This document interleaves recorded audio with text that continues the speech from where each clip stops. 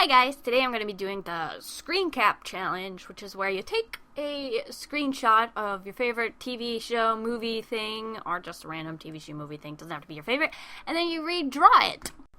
I chose to use a screenshot from Kiki's delivery service, and there aren't really any rules that I could find on the internet for this. I mean, it's been going around Tumblr for a while now, but I couldn't find any actual rules, so what I did was I just lowered the opacity to like 5 or 10% of the actual screenshot, and then I kind of used that as guidelines for a sketch on top of it, but I didn't trace it necessarily. It's more just, guidelines instead of rules, welcome aboard the Black Pearl, Miss Turner. Anyway, the reason I chose to do Kiki's Delivery Service is because I saw the trailer for the live-action Kiki's Delivery Service movie, and I was like, I remember that movie, it's my favorite Miyazaki film ever, because, I don't know, I've seen, some of the other ones, but I could never actually, make it all the way through, and Kiki's Delivery Service is the only one that I owned, so it's the one that I grew up with, and I love it. When my friend heard that, the only movie that I liked was Kiki's Delivery Service out of all the Miyazaki films, she's like, I own them all. I can let you borrow them. You can watch them, and then you can tell me how much you love them, and it's going to be awesome. And I'm like, do you have Kiki's Delivery Service on DVD? But yeah, I mean, I'd probably watch them. I don't know.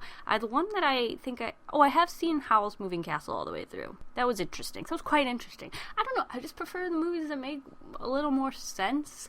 I don't know. I mean, I wish I could enjoy these movies as much as everybody else does, but apparently it's just not my thing. Let me draw your attention to these seagull things I'm drawing that don't really look like seagulls. I am not a bird drawer, but I tried. I tried to do it for the challenge. Also, I don't know if you noticed, but I just moved that front seagull, the one that's closest to the camera, over a little bit to the left just because I wanted to be able to see her hands a little more, and I guess I just got not the best screenshot, because I wanted to focus mostly on her, since I do draw people most of the time. So I just moved that seagull a little to the left so you could see, the radio and her hands.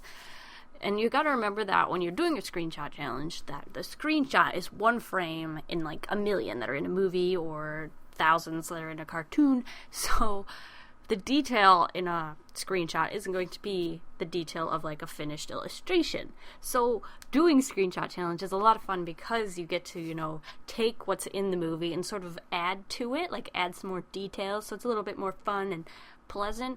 Whereas if that was in a movie, you really couldn't put that many details into a cartoon because you realize you're going to be drawing that a million times, and that's crazy. You're not going to put every strand of hair in a movie when you're drawing a cartoon.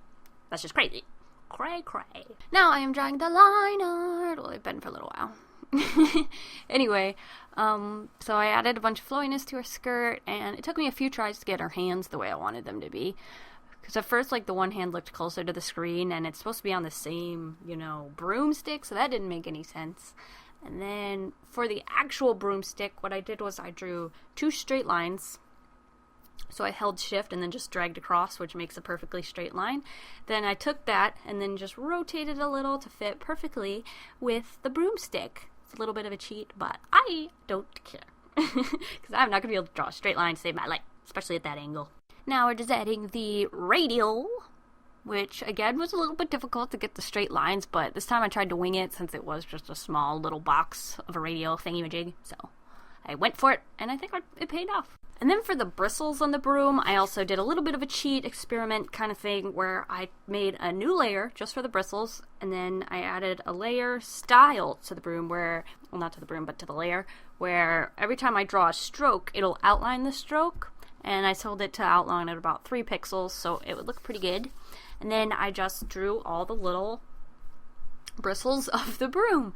And once I got a nice layer of them in, I made a new layer with the exact same attributes applied to that layer and put it under so that those broom bristles were on top, and then there was some more underneath, and I think I did one more layer and put it underneath that one. Or I might have put it on top.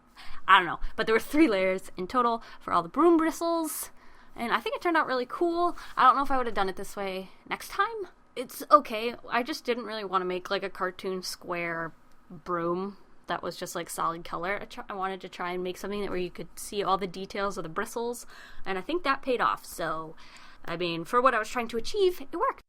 Next up is the coloring. Boop, boop, boop. So we're coloring Kiki. Well, first I colored the seagulls, and now I'm coloring Kiki. And At first I tried to shade in her dress, but I just didn't like the way it was coming out, probably because the underlying line art wasn't the best for the wrinkles and things, so in the end the shading wasn't applying well, so that's why I had to cut out the shading and just leave it with a flat base of a color.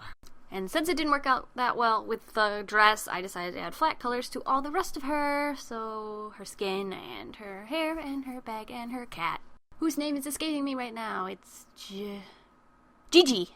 I think that's how you pronounce it. Unless it's Gigi. I'm gonna go with Gigi. That's my final answer. Feel free to correct me in the comments below. Yeah! Ooh, now I'm coloring her eyeballs, I think. Yeah. Oh, I'm adding highlights to everything, actually. I take that back. And then I decided to color her hair. I'm not actually positive about the color of Kiki's eyes. With the screenshot I had, it just looked black. And so I went with brown, although I'm probably going to find out that it was blue or something, so I probably should go Google that, because I totally forgot to while I was sketching this. Status report, they're actually black, so bingo! I went with brown because I thought that would be better. With her bag, satchel type thing, that's like one of the areas in this picture where I decided to add the most detail, because since it's something I kind of have experience with, you know, drawing bags that look like satchels. I don't know. So I just added some buttons, and then I added a little bit more stitching, and I added a little bit more stitching where the strap connects to the bag.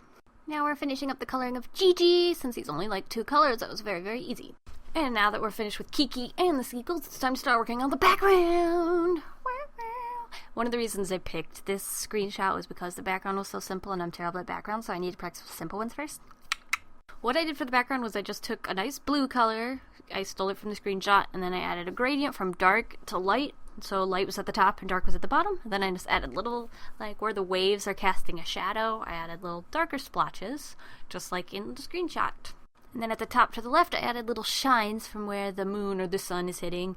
The way I colored it, it looks like it's the moon, but I feel like in the screenshot it's supposed to be the sun, which is why everything's so much brighter, which also had a little bit of a problem with my final one. So it looks like she's like riding through the night, but she's perfectly colored like it's daytime.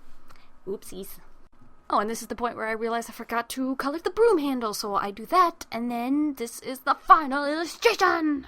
So at the top I have the original screenshot, and then at the bottom I have my version of the drawing. So I tried to copy it as much as possible without, you know, copying the entire style. So it's still in my style, but it's the same screenshot, so you can kind of tell. I mean, I see some things that I like better about the original, and I see some things that I like better about the new one. So, I mean, it's not about being better or worse, but it's about, like, recreating a screenshot in your style. Anyway, I want to thank you guys for watching. I hope you'll try out this challenge. It was a lot of fun, and I'll see you guys all next week, and I hope you all have a delicious evening full of waffles. Bye!